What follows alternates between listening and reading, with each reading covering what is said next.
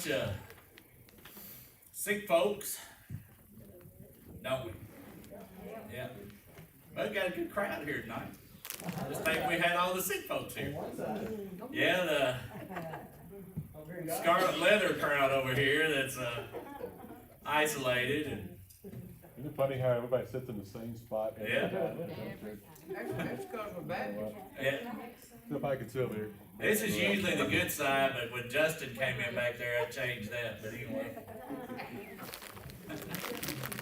Oh man. Take it easy on that boy now. Yeah, I am. That's my buddy back there. Man, we got a lot of prayer requests. We'll get to those here shortly. Chapter 10. You think I moved it? Try to make it here tonight.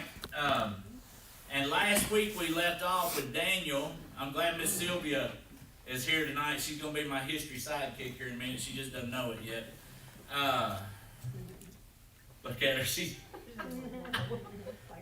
We talked about Daniel praying for 3 weeks. Remember, that was the last thing that we left off with last week. If I start sneezing and stuff, you guys, somebody just come up and take over, Jimmy Anderson. Somebody will, all right? And tonight, we're going to start with suddenly Daniel tapped on the thing, so you should be able to change it. saw an awesome sight. And that's Daniel verses 10, but that is better though. Daniel chapter 10, verses 5 and 6. Mitch, you gonna read that for me? I lifted my eyes and looked, and behold, there struck a man, clothed in linen, whose waist was girded with gold and Euphaz. Euphaz, I would pronounce it. Euphaz. His body was like beryl, his face like the appearance of lightning, his eyes like torches of fire, his arms and feet like burnished bronze in color. The sound of his words like the voice of a multitude. All righty. Now, we're not told what the man said, but now y'all should be familiar with that that vision, because we've already looked at this once from a different book. I'm going to test your memory here in a minute. We're not told what the man said, but the combination of his appearance and speech was overwhelming, right? We talked about last week. Well, we're going to talk about it again here in a minute. But anyway, the appearance of this man, whoever it was shocking to Daniel. And evidently, as we'll see here in just a minute, the men with Daniel did not see the vision. But they felt the terror of a powerful presence and got out of Dodge quickly, if you catch my drift. They just left poor old Daniel there by himself. They probably hid behind a rock or something. And it caused Daniel to fall out face first on the ground. There you go, I'll do it. I apologize for that. I think Marty did something to my phone. Marty didn't touch it. There we go. So Daniel fell out. Now, look at Daniel 10.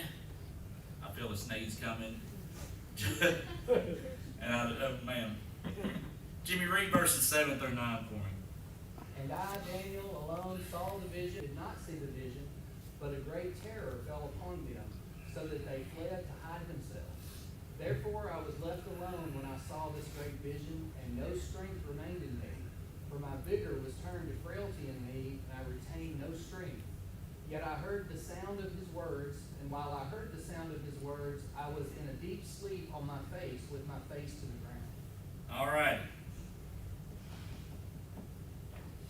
I apologize. All right, so Daniel, can you imagine whatever it was that caused Daniel to fall out face first on the ground? All right. So who was this man? Well, I'm going to tell you.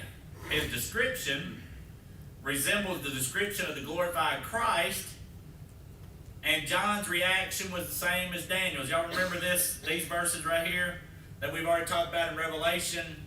Then I turned to see the voice that spoke with me, and having turned, I saw 7 golden lampstands. The 7 lampstands representing the church, and in the midst of the 7 lampstands, one like the Son of Man, clothed with a garment down to the feet, and girded about the chest with a golden band. His head and hair were like wool, as white as snow, and his eyes like a flame of fire.